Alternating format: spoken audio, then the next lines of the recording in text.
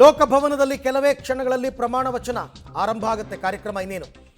ನೂತನ ಸಚಿವರುಗಳು ಹರ್ಷವನ್ನು ವ್ಯಕ್ತಪಡಿಸ್ತಾ ಇದ್ದಾರೆ.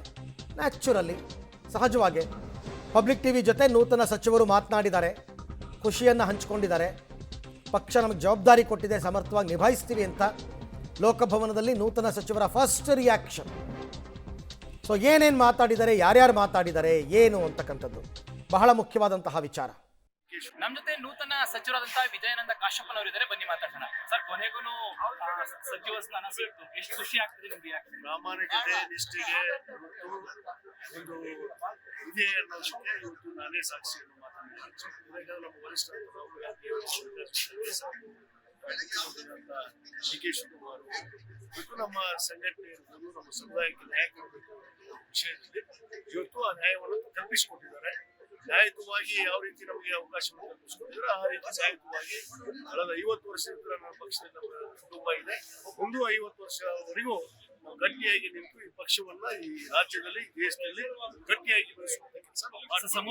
ಸಮುದಾಯದ ಪ್ರಬಲ ನಾಯಕರು ಅದೇ ಲೆಕ್ಕಾಚಾರದಲ್ಲಿ ಕೊಟ್ಟಿದ್ದಾರೆ ಅನ್ನುವಂಥದ್ದು. ಸೊ ನಿಮ್ಮ ಈ ಒಂದು ಆಯ್ಕೆ ಮುಂದಿನ ಚುನಾವಣೆ, ಮುಂದಿನ ಪಕ್ಷದ ಸಂಘಟನೆಗೆ ಯಾವ ರೀತಿ ಅನುಕೂಲ ಆಗುತ್ತೆ? ಕೇವಲ ಸಮುದಾಯ ಆದರ್ಶಿ ಅಲ್ಲ, ಪಕ್ಷದಲ್ಲಿ 3ನೇ ತಲೆಮಾರು ತಂದೆ, ತಾಯಿ, ಮಗ ಆದ ಕಾರಣ ಖಂಡಿತವಾಗಿ ಆ ಒಂದು ವಿಚಾರವನ್ನು ಇಟ್ಕೊಂಡೇ ಇವತ್ತು ಸಮುದಾಯಕ್ಕೂ ಕೂಡ ನ್ಯಾಯವನ್ನು ಒದಗಿಸುವಂತ ಕೆಲಸ ಮಾಡಿದ್ರೆ ಖಂಡಿತವಾಗಿ ನಾವೆಲ್ಲ ಒಗ್ಗಟ್ಟಾಗಿ ಸಮುದಾಯವನ್ನು ತಂದುಕೊಂಡು ನಾವು ಪಕ್ಷದ ಜೊತೆಗೆ ಇರ್ತೀವಿ ಅನ್ನೋ ವಿಶ್ವಾಸ. ಸಹಜವಾಗಿ ಖಾತೆ ನಿರೀಕ್ಷೆ ಇರುತ್ತೆ ವಿಜಯಾನಂದ ಕಾಶ್ಯಪ್ಪನವ್ರಿಗೆ, ಇಂಥ ಖಾತೆ ಇರುತ್ತದೋ ಸಹಜವಾಗಿದೆ.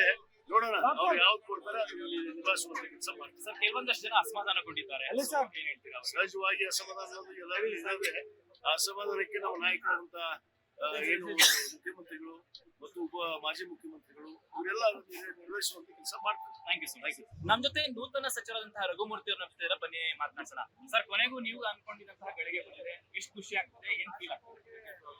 ಸಂತೋಷ ಆಗ್ತದೆ. ಮೊದಲನೇದಾಗಿ ನಾವು ಶಾಸಕರು ಆಗ್ಬೇಕಂತ ಬಯಸ್ತೀವಿ. ನಾನು ಕಾಂಗ್ರೆಸ್ ಪಕ್ಷದಿಂದ ಶಾಸಕರು ಆಗ್ಬೇಕಂತ ಬಯಸಿ 2008ರಲ್ಲಿ ಬಂದೆ. ಅದು ನನಗೆ 2008ರಲ್ಲಿ ನನಗೆ ಟಿಕೆಟ್ ಸಿಗ್ಲಿಲ್ಲ.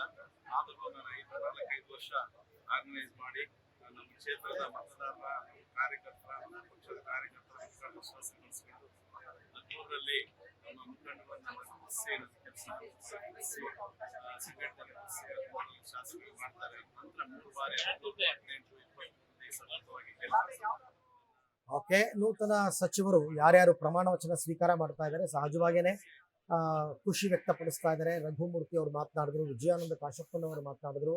ಎಲ್ಲರೂ ಕೂಡ ಅಂದ್ರೆ ಇವ್ರುಗಳು ತುಂಬಾ ತಾಳ್ಮೆಯಿಂದ ತುಂಬಾ ಬಾರಿ ಕಾದಿದ್ದಾರೆ. ಇವ್ರಿಗೂ ಹಲವಾರು ಬಾರಿ ನಿರಾಸೆಗಳಾಗಿವೆ.